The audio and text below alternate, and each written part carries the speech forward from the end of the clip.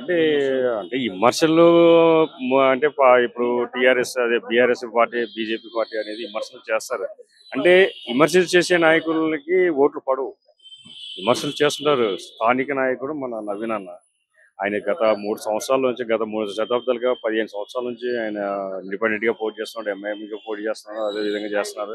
Local నాయకుడు ప్రజల్లో అందుబాటులో ఉన్న ప్రజల మనిషి. ప్రజల్లో ఒక్కడు. ప్రజల మధ్యలో తిరిగే నాయకుడు. ప్రజల మధ్యలో తిరిగే నాయకుడికి ఓటేస్తారు ఇప్పుడు. ఎందుకంటే రాజకీయ నాయకుడు ఇప్పుడు వాళ్ళకి 10 సంవత్సరాలు ఇచ్చారు. ఎవరికి హరీష్ రావు గారు అది కేసీఆర్ గారికి ఇచ్చారు. ఎందుకు ఈ 10 సంవత్సరాలు ఇచ్చిన తర్వాత మూడోసారి కూడా ఎందుకు సీఎం చేయాలంటే ప్రజల్లో మార్పు కోరారు కాబట్టి వాళ్ళని దింపేశారు. గద్దె దింపారు. గద్దె దింపిన తర్వాత వాళ్ళు ఏందో అంటే ఒరే మనం ఓడిపోయాం.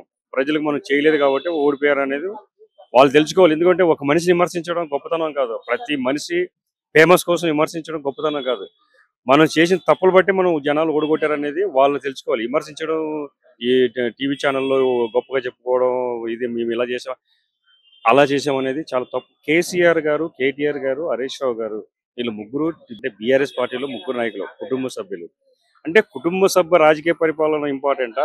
ఎవరో వచ్చి ఏరే వాళ్ళ కొత్త వాళ్ళకి ఇచ్చే విధానం మంచి పద్ధతి అనేది నాకు వాళ్ళకి చెప్తున్నా. ఎందుకంటే వాళ్ళకి వాళ్ళే కుమ్మలాడుకుంటున్నారు. వాళ్ళే వాడు 10 కోట్లు అంటే నేను 20 కోట్లు తెచ్చాను ఒకడు అంటాడు. వాడు 10 కోట్లు ఎందుకు ఇచ్చాడు, నేను 10 కోట్లు నేను ఎందుకు ఇవ్వాలని చెప్పేసి వీళ్ళు వాళ్ళే డబ్బుల విషయంలో కూడా దేని విషయంలో వాడు 20 కోట్లకు అమ్ముకున్న ల్యాండ్ అంటే నేను 30 కోట్లకు అమ్ముకున్న ల్యాండ్ అని ఒకడు అంటాడు. వాళ్ళ ఎమ్మెల్యేలలో కానీ వాళ్ళ మంత్రులలో కానీ వాళ్ళలోనే కొట్టుకొస్తున్నారు తప్ప వాళ్ళు గెలిచి వాళ్ళ ప్రజలకి సేవ చేస్తామనే ఆలోచన లేదు. కానీ ఏంటంటే గవర్నమెంట్ ల్యాండ్స్ అమ్మకానికి పెడతారు. ఎవరు?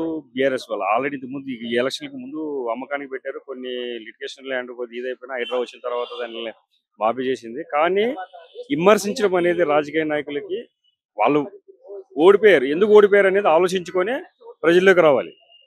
ఆలోచించుకోకుండా నవీన్ యాదవ్ అన్న రౌడీగా తిరిగారు. నవీన్ యాదవ్ అన్న రౌడీయే. మీరు రౌడీలు కదా? మీరు రౌడీలు కదా? రాజకీయ నాయకుడు ప్రతి రాజకీయ నాయకుడు రౌడీయే. ఒక ఎమ్మెల్యే అయినా ఒక మినిస్టర్ అయినా రౌడీయే. ప్రజానాయకుడు అనేవాడు local candidate is Naveen Yadav. ఆయన రౌడీ కాదు. ఆయన యువతరం కుర్రోడు. యువతరం కుర్రోళ్ళకు ఓట్లు వేస్తేనే యువతరం బాగుపడుతుంది. యువతరం కుర్రోళ్ళకు ఓట్లు వేయలేదనుకో యువతరం బాగుపడదు. వాళ్ళకి అలాగే వెనక్కి వెళ్ళిపోతారు. ఇంకొకటి ప్లస్ ఈయన గత ఎన్నోసార్లు పోటీ చేస్తున్నాడు. ఒక్కసారి ఛాన్స్ ఇవ్వండి నవీన్ యాదవ్ గారికి. లోకలే కదా, ఎనీ టైం ఇక్కడే ఉంటాడు, ఇంటి దగ్గర ఉంటాడు. మీరు ఎనీ టైం కలవచ్చు. ఎనీ టైంకి ఏ పనులు కావాలన్నా చేసి పెడతాడు. నవీన్ యాదవ్ అన్న ఓటుకి ఒక్కసారి ఛాన్స్ ఇవ్వండి. ఓటేసి ఏదో విధం ఇంపార్టెంట్ ఏం కాదు. ఏదో వేలకు అమ్మబోతున్నారు, 2000 3000 ఓట్లకు అమ్మబోతున్నారు. డబ్బులు ఓటు అనేది ఇంపార్టెంట్. డబ్బులు అనేది తీసుకోవద్దండి. తీసుకోండి. నాయకుడికి పనిచేసే నాయకుడికి మీరు ఓటేయండి. అంటే లోకల్ క్యాండిడేట్ మీకు ఎప్పుడు ఎనీ టైం అర్ధరాత్రి వచ్చినా నవీన్ అన్న ఇట్లా జరిగిందంటే ఆయన వచ్చేస్తాడు. అంటే అర్ధరాత్రి వచ్చి డోర్ కొట్టి పనిచేసే వాళ్ళని కూడా రౌడీలుగా కింద క్రియేట్ చేసేస్తారు మిగతా రాజకీయ నాయకులు. రాజకీయ నాయకులు అంటే అర్ధరాత్రి తలుపు కొడితే పనులు చేయాలనేది ఒక హామీ ఇస్తున్నారు వీళ్ళు. మీరు అర్ధరాత్రి డోర్ కొట్టండి మీకు పనులు చేస్తారు. అలాంటి వ్యక్తి నవీన్ అన్న వెళ్ళి పనులు చేస్తుంటే రౌడీ ఏం చేస్తున్నారు, వాళ్ళ పక్కన వాళ్ళు రౌడీ ఏం చేస్తున్నారు అనేది చాలా అది విమర్శించడం అనేది చాలా కరెక్ట్ అయిన పద్ధతి కాదు. రాజకీయ పరంగా నవీన్ అన్నకు కూడా ఒకసారి ఛాన్స్ ఇవ్వండి. ఒకసారి ఛాన్స్ ఇవ్వండి. మన మధ్యలో ఉంటాడు. ప్రజల్లో ఒక నాయుడు, ప్రజల మధ్యలో తిరుగుతాడు. అక్క అయినా అమ్మాయినా అన్న తమ్ముడైనా అందరినీ కలుపుకొని వెళ్తాడు. ఇట్లా ప్రాబ్లం ఉందంటే ఎన్ని చేసి పెడుతున్నాడు. మొన్న బోనాల పండుగకి ఎంతో మందికి చేశాడు. అలా వాళ్ళు చేసే మనసత్వం ఉంది. శ్రీశైలం అన్న గారు నాకు గత 35 సంవత్సరాలు సినిమా ఫీల్డ్లో ఉన్నప్పటి నుంచి పరిచయం. ఆయన మంచితనాన్నే కోరుకుంటాడు తప్ప రౌడీజం అనే దాన్ని కోరుకోడు ఆయన.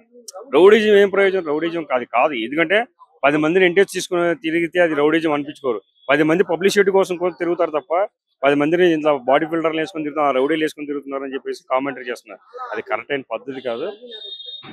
ప్లస్ మనకి పోటీ అనేది బీఆర్ఎస్ కాంగ్రెస్. బీజేపీ అనేది ఎప్పుడు నేను రాజకీయాల్లో ఎప్పుడు చూసినా కానీ జూబీఎస్లో ఎప్పుడు రాజకీయాల్లో బీజేపీ గెలిచింది లేదు. కానీ బీఆర్ఎస్ పార్టీ మాత్రం సానుభూతి ఓట్లు అంటున్నారు. కానీ సానుభూతి ఓట్లు ఒకప్పుడు ఉండేది, ఇప్పుడు లేదు.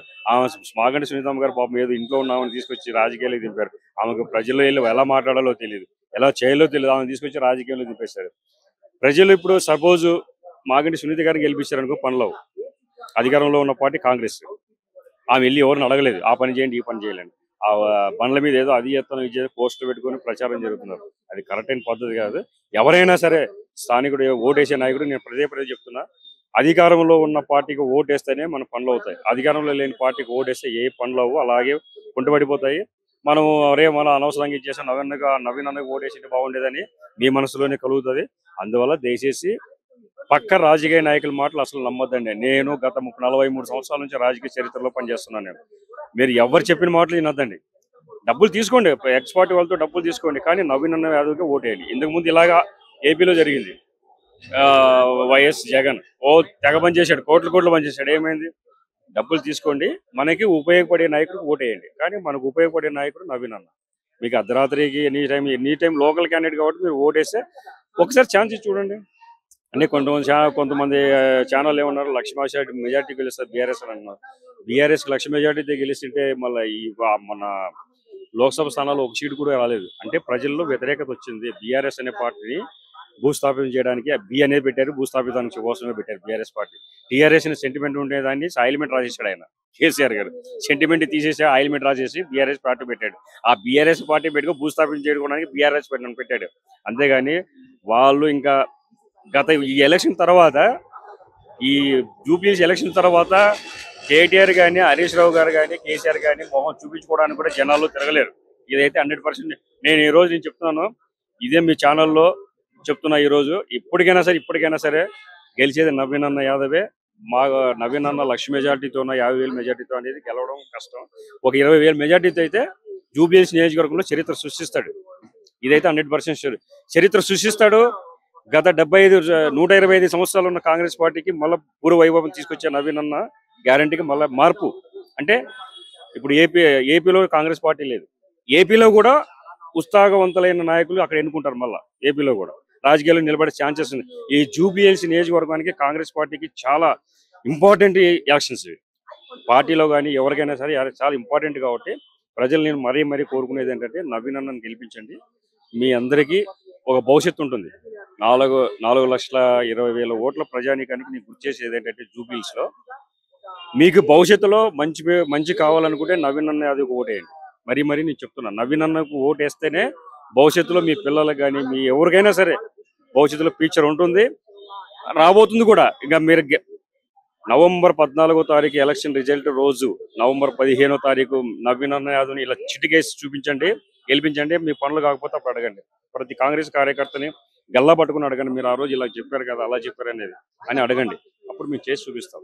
ఒకసారి నవీన్ ఛాన్స్ ఇవ్వండి. అది మీ ప్రజలందరూ కోరుకునేది.